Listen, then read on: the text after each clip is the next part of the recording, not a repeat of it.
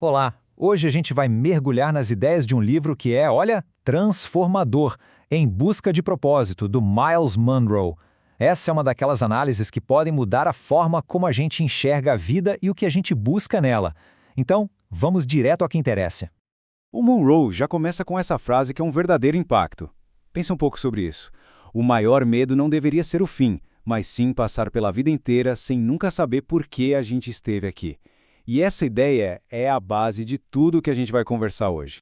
E para deixar isso bem claro, o livro nos conta duas histórias bem marcantes. A primeira é de um homem muito rico, o Sr. Cambridge, que tinha tudo que o dinheiro pode comprar, mas mesmo assim tentou tirar a própria vida. A outra é do Dr. Wilson, um profissional super reconhecido que no auge da carreira confessou que se sentia um completo fracasso.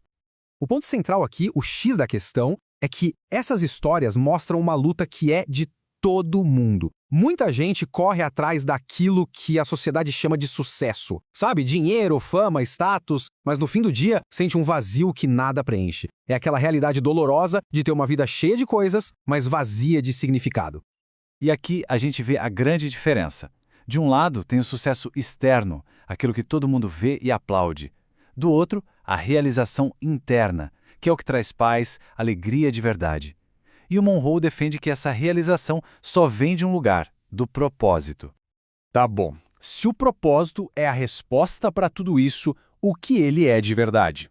Agora a gente vai sair do problema para encontrar a solução, entendendo esse conceito que, segundo o livro, é a chave para destravar uma vida com significado.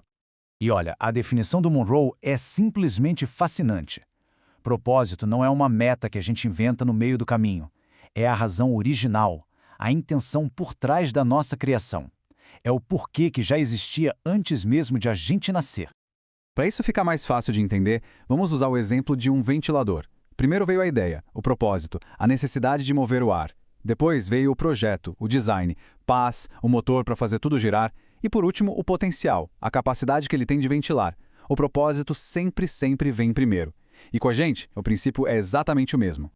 O Monroe também ensina que o propósito não é uma coisa aleatória solta no ar.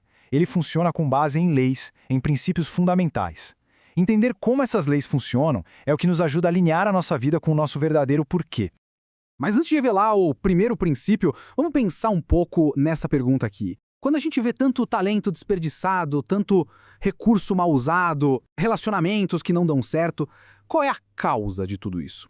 A resposta que o Monroe dá é surpreendente de tão simples. E a resposta é essa aqui, um dos pontos mais importantes do livro. E quando ele fala abuso, não é só no sentido negativo. Abusar de algo é simplesmente usar aquilo de uma forma para a qual não foi criado. Se a gente não conhece o propósito de alguma coisa, a gente inevitavelmente vai usar do jeito errado. E esse princípio, gente, vale para absolutamente tudo. Quando não se sabe o propósito do dinheiro, ele é mal usado. Quando não se conhece o propósito de um talento, ele acaba sendo desperdiçado. Quando não se entende o propósito de um relacionamento, as pessoas se machucam. Conhecer o propósito é o que separa o uso correto do abuso. O que nos leva direto para outro princípio-chave. Pensa comigo, se um produto não consegue dizer para que ele serve, como é que a gente conseguiria? Um celular não sabe qual é a sua função. Para isso, a gente precisa olhar o manual do fabricante. Da mesma forma, para descobrir o nosso propósito, a gente precisa consultar o nosso Criador. A resposta não está só dentro da gente, mas na fonte da nossa criação. Ok, a gente já entendeu o que é o propósito e quais são as leis dele. Mas, na prática, no dia a dia, como a gente começa a descobrir e, principalmente, a viver esse propósito?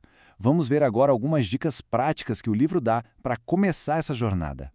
O nosso propósito, segundo o livro, deixa pistas. É preciso prestar atenção naquilo que a gente faz com naturalidade, sabe? Nossos talentos que já nasceram com a gente. Pensar naquilo que faríamos de graça, só pelo prazer de fazer. O que nos deixa indignados com aquela vontade de consertar algo no mundo. E quais são aqueles sonhos que sempre voltam? Essas são as pistas que nos levam ao nosso grande porquê. E para a gente fechar essa parte, fica essa mensagem que é muito poderosa. Ninguém é um acidente. A sua altura, sua cor, seus talentos, sua personalidade, tudo foi desenhado perfeitamente para a missão que você tem que cumprir. Não tem nada de errado com você. Cada um de nós é a pessoa certa para o seu próprio propósito. Esse roteiro e toda essa apresentação que você viu foram preparados com muito carinho pela nossa equipe aqui do canal Terceiro Cérebro. O nosso objetivo é sempre trazer um conhecimento que expande a mente e que pode transformar a vida. É um canal feito para quem busca ir além, para quem não se contenta com o óbvio. E se essa nossa conversa fez sentido para você, se agregou algum valor, por favor, ajude o canal a crescer. É super rápido. Curta o vídeo, deixe um comentário aí embaixo, compartilhe com alguém que talvez precise ouvir isso e, o mais importante de tudo, se inscreva. A sua inscrição é fundamental para a gente continuar esse trabalho. Para finalizar, fica essa pergunta para a gente refletir. Essa jornada em busca do propósito é sem dúvida a aventura mais importante da vida. Usa os comentários para compartilhar suas ideias. A gente se vê na nossa próxima análise.